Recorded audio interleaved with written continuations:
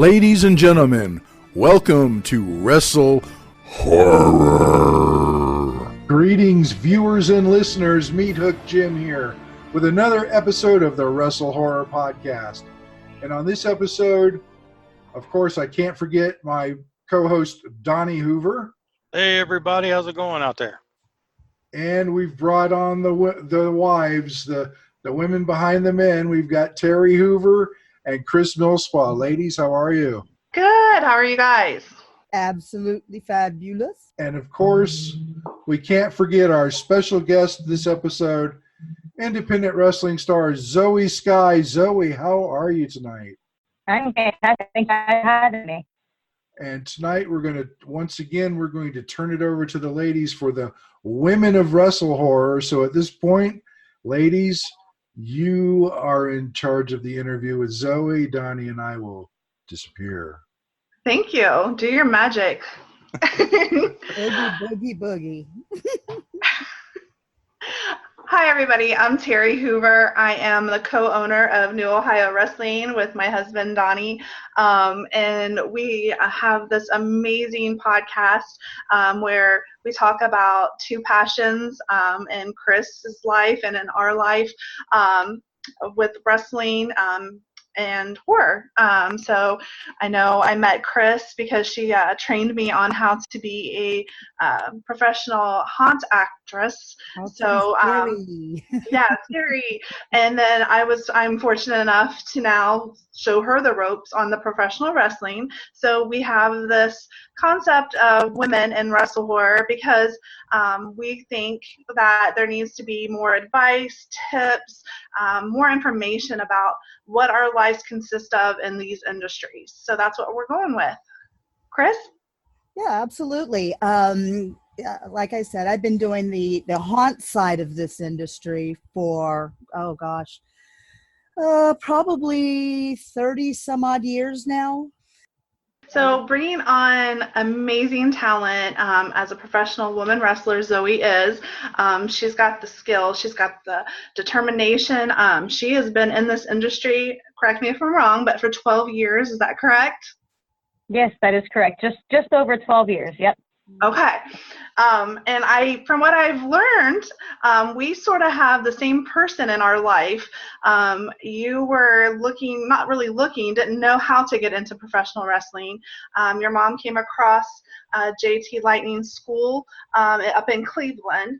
My first professional wrestling show was in Columbus for IWA, and he was on that show. So we sort of have something in common there. I'd say, yeah, we do. Yeah, it's interesting to find out all the little connections that people have in life, you know. Tell us a little bit more how you, of course, your mom introduced you into the saw a commercial, told you about that, you looked into it, but once you met with JT and got that itch, what has kept you passionate? What tips did he give you during that training to keep you in the industry this long and to keep you safe? Yeah, so first of all, I appreciate you guys putting a little research and already, knowing a little bit of the history there and me coming up and coming along in wrestling. I often get asked during all podcasts, how did you get into wrestling? I'm like, people have to know the story by now. Like, it's nothing special, but I appreciate that. And yeah, GT was a very intimidating guy. So when I first met him, I was super nervous. And of course, I'm a very shy and awkward person as it is. I kind of hide that well now through wrestling and dealing with people for 12 years. But I was nervous as could be to meet him and talk to him and discuss that was what I wanted to do. And of course, he was super busy that night, but he welcomed me immediately. Told me to get in contact with him, keep in contact with him, so forth, so on. And of course, I went in and did a tryout, and I loved it, and I knew I didn't want to do anything else. So, I stuck around. And of course, I'm sure, if I actually thought on it and took the time to really consider, I'm sure I could think of a million pieces of advice that he's told me and that I've heard, shared between him and others throughout the years, up until he passed away, that, he just kept motivated and kept motivating people. But it was just, I was determined to not only prove to myself and my friends and my family but also to him. And then, of course, Johnny Organo, who took over and continued to train me. I wanted to prove to them and the people who I trained with that I could do this, and I wanted to stick around. My size was, I'm tiny. I'm a little girl. I'll admit it. I'm 5 foot, give or take 105 pounds.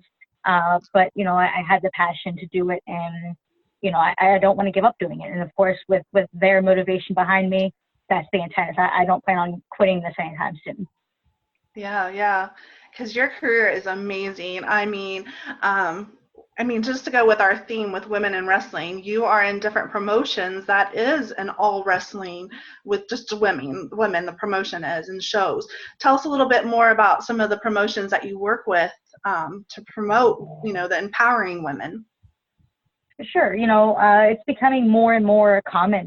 When I first started in Ohio alone, I could think of maybe 5 girls, including myself, that were a consistent basis that were constantly traveling and being in the same places. And now in Ohio, that's doubled easily. And let alone the Midwest, the East Coast, like there are so many more girls. So at that point, when I first started to have an all-women's promotion, was very scarce. At that point, Shimmer was still new, just starting. They haven't been around much longer than I have. But the fact that they have been the mainstay, main women's promotion, all women's promotion in the States for the last 11, 12, 13 years is amazing. And you would think that it's not that hard because, there's one promotion that only runs all women. But sorry, that's crazy people driving down the street. But with having one promotion, it's not that easy. Like girls are very reliable and consistent, but there's give or take a lot of us. We're not always available. We're not always able to show up every show and every month or every however often that we're running. So it's to be running that length of time is a great feat in itself. Let alone to be consistently putting on great women's wrestling matches, just shows how much women in the business are looked up to, where we are expected to get to a level and beyond that. And I feel like now compared to ever, like that's just consistently evolving. It's not just the women's revolution. It's been the revolution for years. It's just now everybody sees it because there are so many girls. So, with Rise and Shimmer that run consistent all women's promotions, Rise is starting to venture out to including males and so forth, but they essentially started all women. It's for the intent to help young girls grow. WSU was CZW's little spin-off of an all-women's promotion. They've been around for quite a few years. There are other female promotions, but they aren't as well known and they don't stick out. So they're making their way through through the cracks and stuff, and it's great. It's good to know. And then of course, Stardom in Japan, them as well as Shimmer, in my opinion at least, are the 2 top wrestling promotions in the world for women. So they're great promotions, great talent, and I feel like anybody who has by chance not heard of either of those promotions alone, they're missing out on something amazing. Definitely. I agree totally. Chris? Yeah, let's jump back just a little bit in something you said before we went off onto that. You mentioned that you were 5 foot-ish and right around that 100-pound mark. Do you find that a little bit daunting sometimes when you meet up with a slightly larger opponent? I mean, do you find your size and stature a little bit difficult at times? I mean, I constantly get asked that. If I meet somebody off the street and they're like, "Oh, what do you do?" and I tell them I'm a professional wrestler, they give me that look like, "Are you sure? Like, are you lying to us? Like, you're little, And of course, me personally, I'm used to my size. I'm used to who I am. For me, somebody says that I don't think twice because I'm used to my size and my stature compared to any other sport. And being an athlete in any way. Sure. I grew up playing sports. Everybody was bigger than me. Granted, they weren't, combative, impact sports in that sense. But, I grew into who I was and I was fine with who I am. I actually probably weighed more when I first started wrestling than I do now. But looking at pictures, you wouldn't think that because I was so skinny. I was small. And now I at least put on a little bit of muscle mass to at least make up for that size. But that's the thing too. I wrestle guys, I wrestle girls. Sure, size does make a huge difference. But because of my size, I guess I'm used to that. I'm used to everybody being generally bigger than I am. So, I found a way throughout 12 years of making that kind of my thing and being able to work around it and find ways to bring the giants down, so to speak.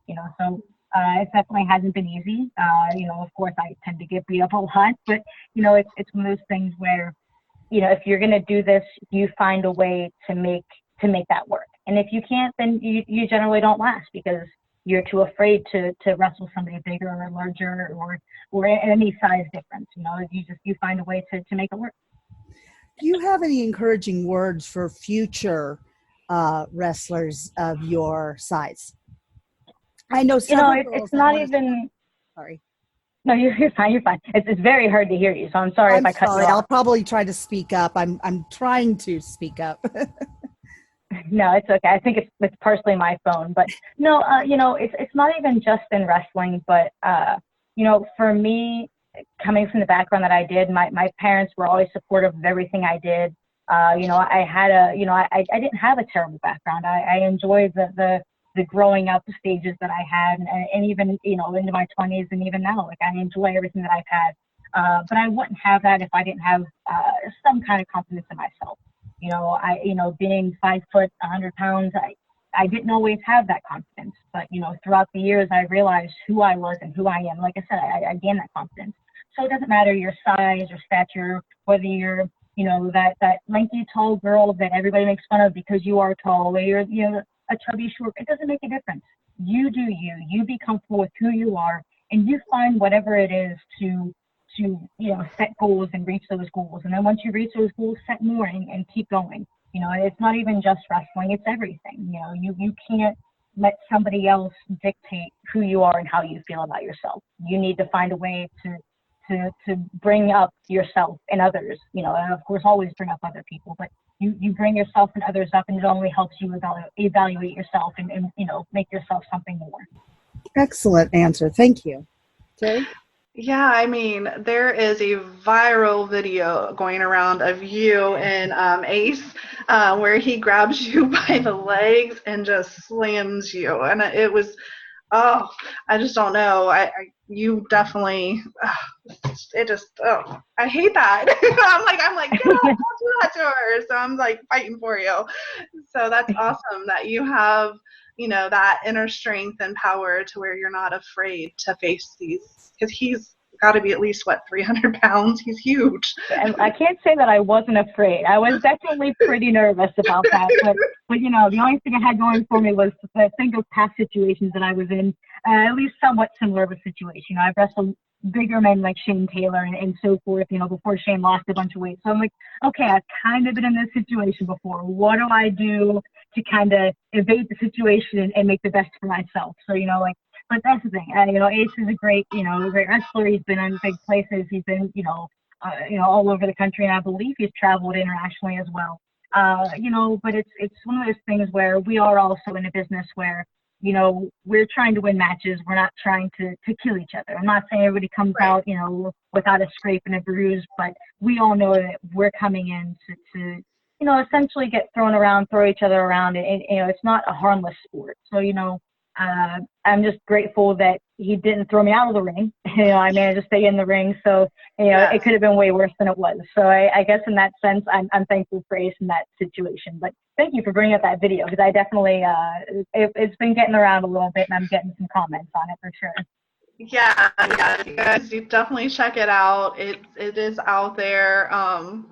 It just took my breath away. I'm just like, oh my gosh. I know you do travel overseas, as you said, you go to Japan. Do you have a travel partner or somebody that you like to travel with? Because I know over the years traveling with Donnie, we had a group of people we like to travel with, or certain people to go with. Do you have that, companion or somebody to check in to make sure you're safe? Sure. My fiance is also a wrestler. So he's always my go-to. Sean Blaze, he's always somebody who I've always looked up to, if nothing else, I at least had somebody to call at night, like, hey, I'm getting tired. I just need somebody to talk to, or, to discuss, the weekend events or so forth when we don't see each other. But thankfully that's the one thing in wrestling is no matter who we're beating up on whatever particular weekend, we all can generally get along and be there for each other. Internationally, it's not quite as easy. Not everybody's booked the same places and so forth. So, usually if you're taking I'm taking a plane to Japan or so forth, I'm not usually traveling with somebody else. I wish I could, but it's not that easy. Right. I'm just driving to and from shows. If there's somebody local who is also booked, we usually try and jump in a car together. Raylan is somebody who I always try and get in a car with. We get along so well. We just have a good time when we're together.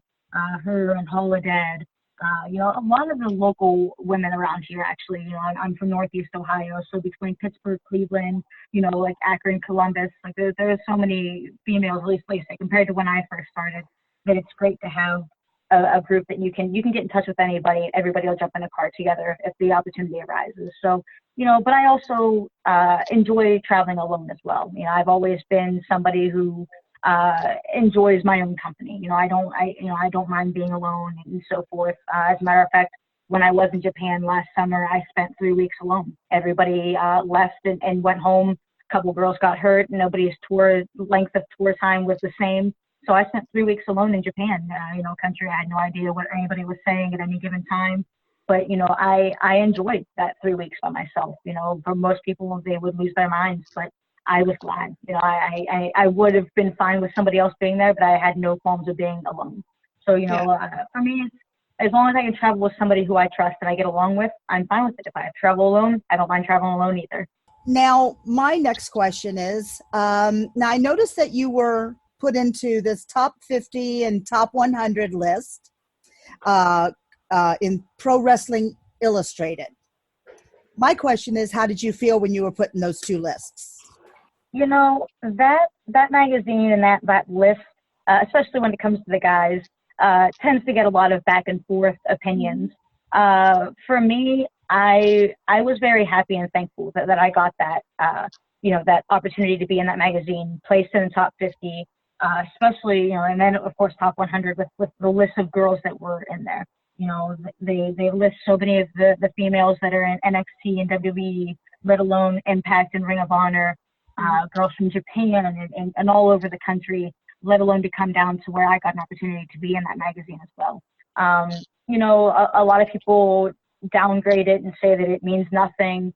And honestly, in my opinion, it means what you make of it. It's not about what everybody else's opinion is. It's about what you make of it. I'm not saying to gloat and say that you're the best thing because you were a higher number than somebody else, but the fact that you can make something out of it and say that, I've accomplished something. Somebody out there has seen me and they appreciate me enough to put me in this list that I feel like, that just means that I'm doing something right. So I'm grateful. I'm glad that I made it, for 12 years, and this magazine's been around for any, I don't even know how long it's been around, but for it to be around as long as it has been, to finally make it onto that list, and then 2 years consecutively, I won't be mad if they stop putting me in there. I'm just thankful that I got that opportunity at least once, but now twice. Yeah, it makes people see you if they didn't know who you were before. Absolutely. Any advertising better than no advertising. You're right. You're completely right. Okay. I guess my next question is, what was your most memorable match? The one that sticks out most in your mind? Oh, man. I have a bad memory, but me personally, I'm not a fan of my own work. I don't like watching my own matches. Everybody tells you need to watch your own to critique yourself and get better and so forth. I hate watching myself. I don't like it, just as much as I like hearing myself talk. Recently, I think some of my favorite matches have been at Shimmer with Samantha Heights. We had a short feud for the Heart of Shimmer Championship that culminated in I believe we ended up having a total of 3 singles title matches The last one happened WrestleMania weekend in April in New York. We main evented Shimmer. I might be wrong on this, but I think it's the first time the Heart of Shimmer Championship was the main event for a Shimmer event. And, of course, for me, winning and losing doesn't mean as much. It doesn't mean as much to me as it would like most fans. They expect certain people to win and so forth. I lost that match, but I felt like when we came out of it, more attention was brought on the Heart of Shimmer Championship. More attention was brought on to myself and to the Heights. And then, it just made me feel like I accomplished something with the company. I feel like I've been there for about 3 years. And just to get that championship meant a ton. And to be able to defend it at such a high stage as that, it definitely made me feel like I've been, it took 12 years, so I'm accomplishing something in my career. Oh, good. Okay. Well said. Yeah. Also, I'm jealous of your cat. Oh, he's been asking for my attention this whole time, and I finally decided to get him to stop clawing me. The cat can join in, absolutely. This is little man. He's my little orange tabby. My cat's orange too. Aw. Okay, Terry, your turn. Well, how do I go from cats? Cats are awesome. Okay. He's just been clawing my elbow this whole time, and finally I just picked him up. Aw. Well, Zoe, we were very lucky to add you to the Now family. With New Ohio Wrestling, you were at the Arnold, and you battled Queen Amita for us. How did that go? Is there anything that happened there at the Arnold that you liked, or? It was an experience that I had no idea what I was coming into. At that point, I'd never worked with you guys before, and of course, that doesn't make me nervous. I've worked for a million different companies at any given time, and of course, at that point, Queen Aminata is only, I don't know, maybe a year, maybe a little less than a year in now, I think, at that point in time. So, I didn't know her. I didn't know much about her, but the fact that we got, for me, the fact that I got to go there and compete in the match at the Art Classic was pretty cool. Like that was definitely an awesome little thing that I got to kind of add to the resume, so to speak. I feel like, from what I remember anyway, like that the fans, they didn't know what to expect, but they enjoyed it. They were there. It wasn't as busy by the time we wrestled as it came to be, and there ended up being a decent crowd around the ring at one point in time. I remember looking out and seeing, I don't remember who was wrestling, but there was a good crowd. It was a great atmosphere. It was a fun time. I don't even remember who won the match, but I just remember that it was one of those things where we had a moment to kind of latch new fans and help. And even though I was new to the company, I feel it's also part of my job to help bring that new attendance. And, I always hope, of course, I'm saying that to one of the owners, so I hope that we managed to make that work a little bit. Of course, you guys have to come back to the Arnold this year, so that was great. But it's great to know that we can help accomplish something while we're accomplishing something ourselves. Yeah, definitely. And you did win. Thanks for remembering. I appreciate that. Yeah, you did win. And then you were able to come with us to the Ohio State Fair, which I don't know if you know this or not, but they actually wanted women matches for the Ohio State Fair. We were not allowed to have other types of matches, but they did request a women's match, and they would like more next year. So thanks for going there, and you helped us out in a bind, because due to injuries we were short some women wrestlers, so you helped us out. That we just appreciate that, and hope that was a great experience for you also. It definitely was. And I appreciate you guys. I'm not just sitting here because I'm on a podcast and people are going to hear this saying thank you, but thank you guys for having me. It's always great to hear that. I didn't realize that they had asked specifically for women's wrestlers, and Yes. especially with not allowing, sometimes you want to have like a little fun match in there, like a no disqualification or something, just to kind of get a crowd to see a little different aspect of everything, and they didn't get that. But to get a women's match, and I really feel like, Katie Arquette, who obviously I wrestled that night, she's still fairly newer to the business. I think 2 or 3, maybe 3 or 4 years in now. But I feel like she definitely is somebody who who fans can take some attention to, and you know, whether she's the good guy or the bad guy, they're kind of invested in seeing what plays out and how things go, and even if they boo her, they're still giving attention, so that they're paying attention. You know, so for me to hear this and to know that they want more women just means that, you know, for that particular night we did our job, and that makes me feel good. Like that means we started something. Hopefully they want to keep having you guys back regularly. More women is always a good thing. So for me, I feel like that was a win. Yeah, definitely, because we appreciate everything you guys do for us, because when we're out there trying to get different locations and different companies to work with us, you know, when you guys are out there and just rocking it, and, you know, you have the look, you have the knowledge, you can tell a story, you can get the fans involved. I mean, out there at the fair, you were thrown out the ring and people were just like, come on, you can do it, and they're right there to cheer you on. You have an amazing talent and craft in wrestling, so thank you for everything you do for us. I appreciate you guys. Thank you. Oh, no problem. I do know that you do have an upcoming show with our friends at War up in Lima coming up on October 5th. So that's titled Blood, Sweat, and Fears. Who is your opponent for this show?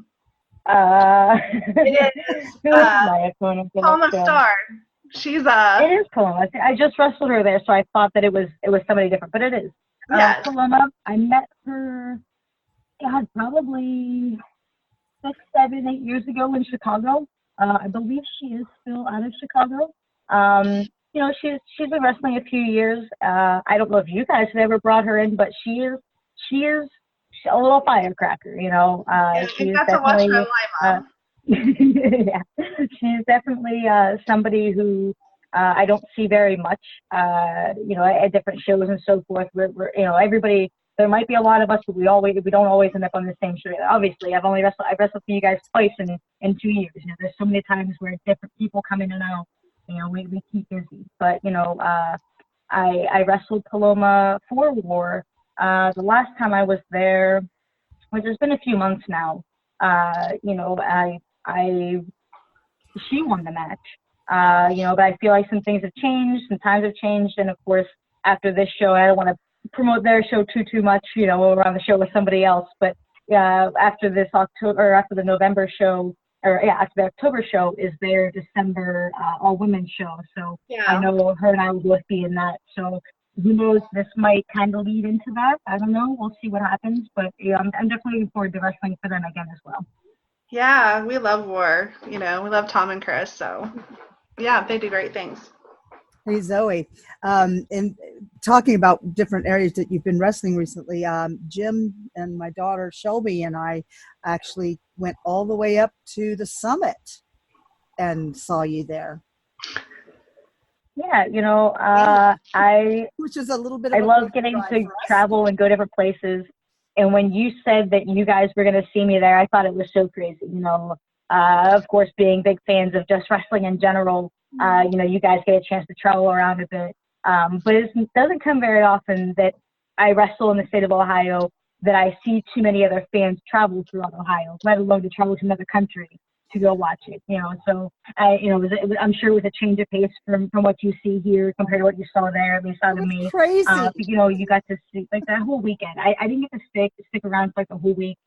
But that whole week, I think there was like 4 or 5 days of wrestling. It was like a little mini WrestleMania weekend through SummerSlam weekend.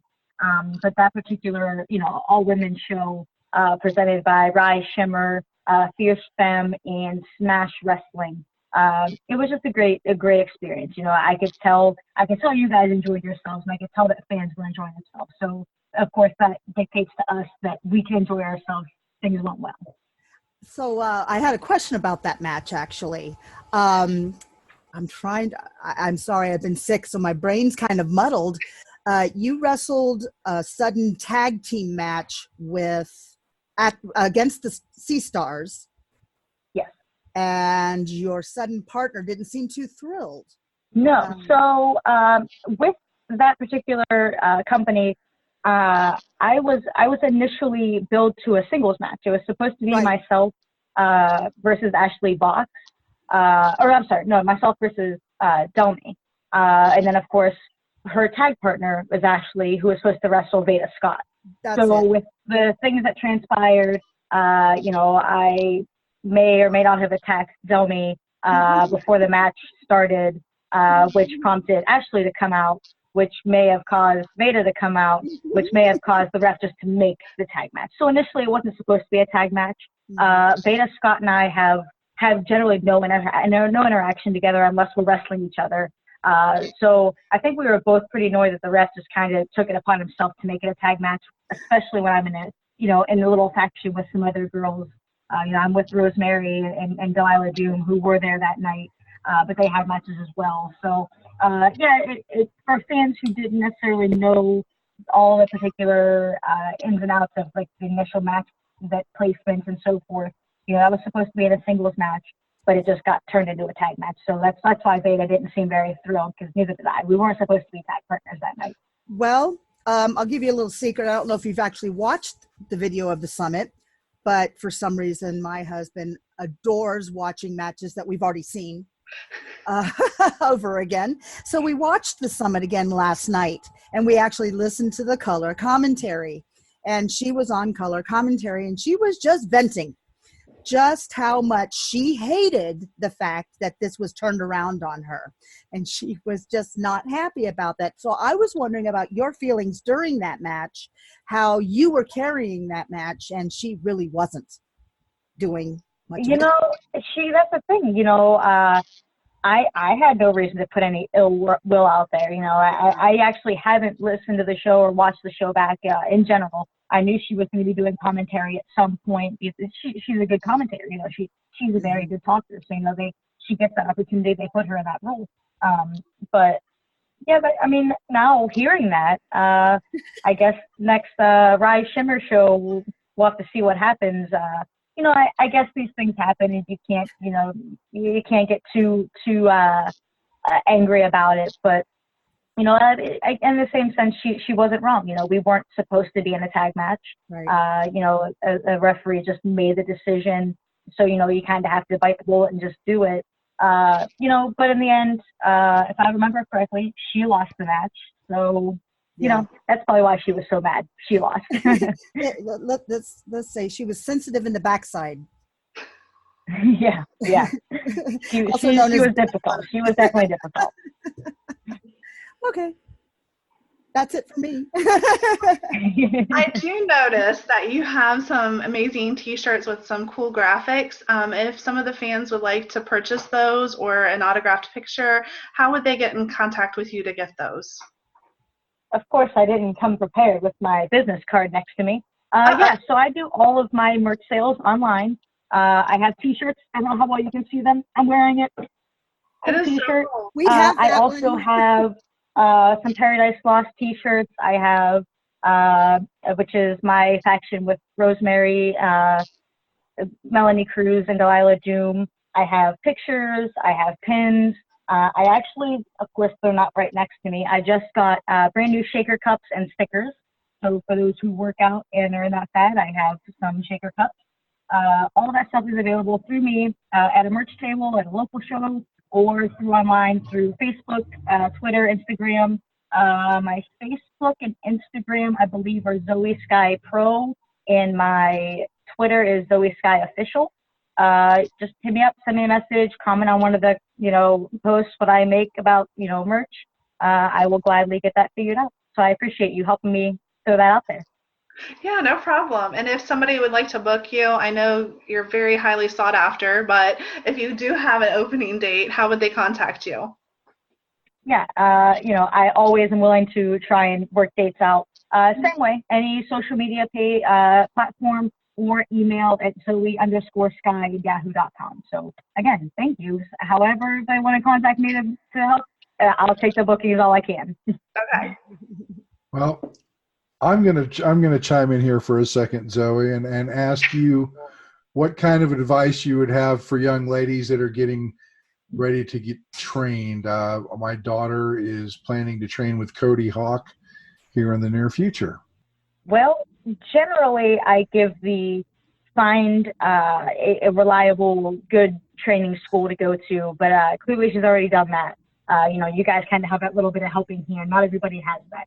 If you're not sure, it doesn't, with social media alone, there's ways to get in touch with people to find things out and learn. It's easy to find out that wrestling is everywhere right now. And of course that means wrestling schools are everywhere.